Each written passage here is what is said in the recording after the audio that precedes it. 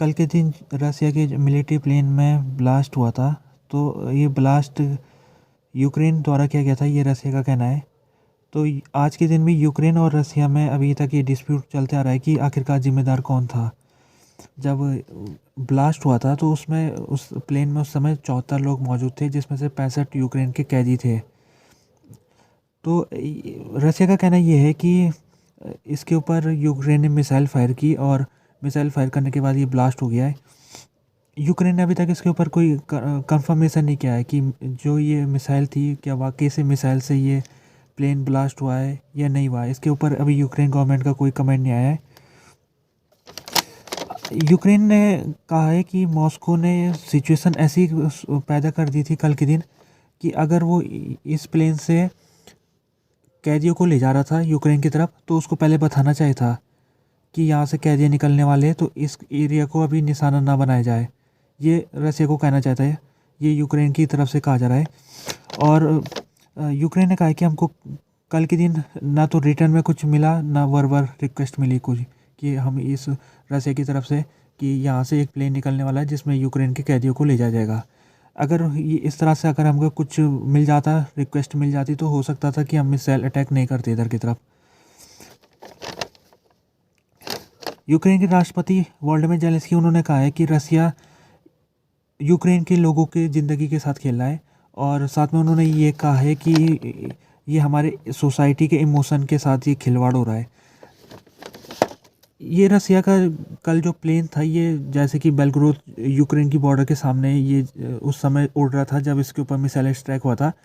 तो यूक्रेन की एक रिपोर्ट आई थी, न्यूज़पेपर ने इसको छापी थी और रिपोर्ट में कहा गया था कि इस मिलिट्री प्लेन में S-300 मिसाइल है और S-300 मिसाइल को इसको रसिया एक जगह से दूसरी जगह ले जा रहा है। तो यूक्रेन ने तभी जाके इसके ऊपर हमला किया है।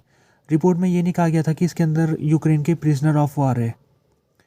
तो जब रसिया ने खुलासा किया कि इसके अंदर प्रिजनर ऑफ वार थे, तब इस रिपोर्ट को जो न्यूज़पेपर था उसने इसको बैक कर दिया, यानी इसको बैक ट्रैक कर दिया, इसको हटा दिया, रिपोर्ट को उसने खारिज कर दिया। तो एक सवाल यहाँ पर ये उठता है, पहली बात कि अगर इसमें प्रिजनर ऑफ वार थे जो कि रसिया कह रहा है, अगर वाकई में वो सच्चाई है उसमें बात में, तो क्वेश्चन ये उठता है कि रसिया इसको आखिरकार रसिया इस क्योंकि जब प्रिजनर ऑफ वार एक्सचेंज हो रहे इस समय यूक्रेन में जो रसिया के कैदी है वो रसिया की तरफ जा रहे हैं और रसिया ने जिन यूक्रेन के कैदियों को अगवा कर रखा है या उनको गिरफ्तार कर रखा है उनको वो यूक्रेन की तरफ भेज रहा है। तो ये जो प्लेन है ये इसको जाना चाहता है यूक्रेन की तरफ, वेस्ट की तरफ, लेकिन ये जा रहा था ईस्ट की तरफ। तो ईस्ट की तरफ ये जब जा रहा था तो इसमें तब उस समय मिसाइल स्ट्राइक हुआ है। तो अगर इसमें वाकई में अगर इसमें यूक्रेन के प्रिजनर ऑफ वार थे तो ये क्यों ईस्ट की तरफ जा रहा था, एक सवाल ये उठता है। दूसरा सवाल ये भी है, जो यूक्रेन के आज एक कमिश्नर, ह्यूमन राइट कमिश्नर ने कहा है, उनका नाम है दिमित्रो लुबिनेट। उन्होंने कहा है कि रसिया मीडिया को कुछ नाम मिले हैं जिन जो कैदियों के नाम है ये जो मारे गए, तो इन कैदियों के नाम में कुछ ऐसे नाम भी है जिनको एक्सचेंज किया जा चुका है, यानी वो हमारे देश में लौट चुके हैं। तो वो भी उसके ऊपर भी ये सवाल उठा रहे हैं। अभी खबर ये आई है कि जो एक्सचेंज है दोनों देशों के बीच में वो जारी रहेगा। यूक्रेन रसिया के कैदियों को छोड़ेगा और रसिया यूक्रेन के कैदियों को छोड़ेगा। रसिया की कोर्ट ने आज एक व्यक्ति है आइगोर गिरकिन नाम का, उसको जेल में डाल दिया है। ये व्यक्ति आइगोर गिरकिन ये एक फॉर्मर ऑफिसर है रसिया एफएसबी सिक्योरिटी सर्विस का, और इसको पिछले साल के समर सीजन में इसको गिरफ्तार किया गया था। इसके ऊपर आरोप ये है कि इसके ऊपर आरोप है इसने एक्सट्रीमिज़म को बढ़ावा देने की कोशिश की है, यानी कि ये सरकार के ऊपर दबाव बना रहा था कि सरकार को यूक्रेन के ऊपर और ही ज़्यादा इंटेंसिटी के साथ लड़ाई करनी चाहिए। तो इसको गिरफ्तार किया गया था और ये प्रो वार है, ये प्रो वार ब्लॉगर है ये साथ में भी। और इसकी बात की जाए तो 2014 में ये यूक्रेन जब सेपरेटिस्ट लड़ाई कर रहे थे तो उस उनके साथ ही मिला हुआ था। और उस समय जब इन्होंने मलेशिया की एक एयरलाइन को इन्होंने उसमें विस्फोट किया था जिसमें 200 से ज़्यादा पैसेंजर मारे गए थे, तो उसमें भी इसका हाथ बताया जा रहा है। तो ये एक काफ़ी रेडिकल व्यक्ति है ये, और ये चाहता था कि जो पुतिन है वो लड़ाई को और ज़्यादा इंटेंसिटी करे, यानी यूक्रेन के ऊपर हर शहरों के ऊपर वो हमला करे। तो इससे आज के जो कोर्ट ने इसको कुछ साल की सज़ा सुनाई है। तो कोर्ट के जजमेंट से ये आज हमको जानने को मिलता है कि इस समय रसिया दोनों ही पक्षों में कार्रवाई कर रहा है। एक वो पक्ष है जो लड़ाई के खिलाफ है, उसमें भी रसिया की जो गवर्नमेंट है उसको भी ऐसे लोगों को गिरफ्तार कर रही है, उनको जेलों के अंदर भेज रही है। जबकि दूसरा तबका वो है जो कि बहुत ज़्यादा लड़ाई को बढ़ाना चाहता है, जैसे कि इस व्यक्ति के बारे में हमने देखा है। तो ऐसे ऐसे लोगों के ऊपर भी रसिया की जो सरकार है वो कार्रवाई कर रही है।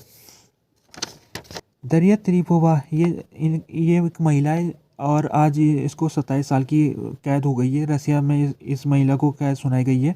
इस महिला के ऊपर आरोप ये है कि इस महिला ने एक ब्लॉगर था वेलेदिन तरस्की नाम का, उसकी हत्या के पीछे इस महिला का हाथ है।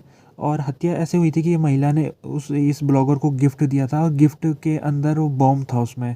तो जब वो बॉम्ब उसने गिफ्ट को खोला तो बॉम्ब एक्सप्लोड कर गया और इस ब्लॉगर की मौत हो गई। और साथ में उसने जब जहाँ पर वो गिफ्ट खोल रहा था वहाँ पर मीटिंग भी चली थी, तो कई लोग घायल भी हो गए थे।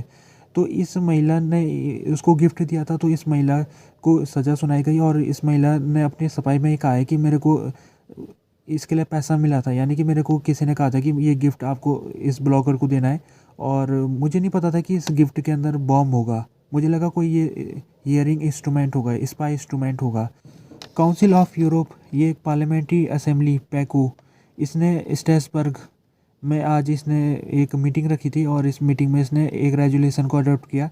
और ये जो रेजुलेशन ये यूक्रेन चिल्ड्रंस के ऊपर है। तो यूक्रेन के जो चिल्ड्रंस है जो कि डोनेट्स्क और दूसरे इलाकों में रहते हैं जहाँ पर रसिया का कब्जा है, तो खबर आ रही है कि यहाँ के इलाके में जब रसिया ने कब्जा कर दिया है तो बच्चों को यहाँ से हटा के वो रसिया के अंदर ले जा रहा है। लगभग 20 हज़ार से ज़्यादा बच्चे यूक्रेन के ईस्टर्न क्षेत्र से रसिया के अंदर जा चुके हैं। तो इसी के ऊपर ये रेजुलेशन लाया गया और इसमें रेजुलेशन में कहा यह गया है कि जितने भी यूरोपियन देश हैं उनको अपने पार्लियामेंट में एक रेजुलेशन पास कराना पड़ेगा, जिसके तहत जो रसिया ने इन बच्चों को अपने क्षेत्र में ज़बरदस्ती ले गया हो उसको जेनोसाइड की कैटेगरी में रखना पड़ेगा। यानी कि रसिया ने जो ये काम किया उसको जेनोसाइड बताना पड़ेगा, नेशनल पार्लियामेंट में उसको जेनोसाइड के रूप में उसको पास कराना पड़ेगा रेजुलेशन को। इससे पहले देखा जाए तो आईसीसी इंटरनेशनल क्रिमिनल कोर्ट ने भी इस पुतिन जो राष्ट्रपति है रसिया के उनको वार क्रिमिनल उनको उनके ऊपर केस चल रहा है इस समय और उनको अरेस्ट वारंट भी उनके खिलाफ निकाला था आईसीसी ने। तो 2023 में पुतिन के खिलाफ जो अरेस्ट वारंट निकला था इसी मुद्दे में निकला था। उन्होंने जो बच्चों को यूक्रेनियन बच्चों को जो रसिया के अंदर उन्होंने ज़बरदस्ती भेजा है उसके ऊपर उनके आईसीसी ने उनके ऊपर अरेस्ट वारंट निकाला था। लिथुआनिया के जो फॉरेन मिनिस्टर है गैब्रिएलियस लैंडबर्ग, वो आज किए पहुँचे यूक्रेन में, आज गए वो। और आज के दिन जो पुतिन है रसिया के राष्ट्रपति वो कैलिनिंग्राड में गए। कैलिनिंग्राड एक रसिया की एक क्षेत्र है जो कि पोलैंड और लिथुआनिया के बीच में पड़ता है ये। तो क्योंकि ये क्षेत्र रसिया से कटा हुआ है तो यहाँ पर पुतिन का जाना लगता है कि वो कुछ बताना चाह रहे हैं। अभी कुछ दिनों से जो बाल्टिक देश है जिसमें लिथुआनिया, एस्टोनिया, लैटविया थे, इन्होंने यूक्रेन के साथ काफ़ी कॉपरेशन बढ़ा दिया है। तो रसिया इनको चेतावनी देना चाह रहा है ऐसा लगता है। तो आज जो पुतिन गए तो लगता है वो बाल्टिक देशों को एक चेतावनी देने के लिए वहाँ गए। और पुतिन के जो स्पोक पर्सन है दिमित्री पेस्कोव, उन्होंने स्टेटमेंट आज में कहा है कि हमारा जो पुतिन गए यहाँ पर तो उनका नेटो मेंबर्स को कोई मैसेज देना नहीं चाहते, बल्कि वो अपने प्रोग्राम जो उनका शेड्यूल था उसी के हिसाब से आज गए।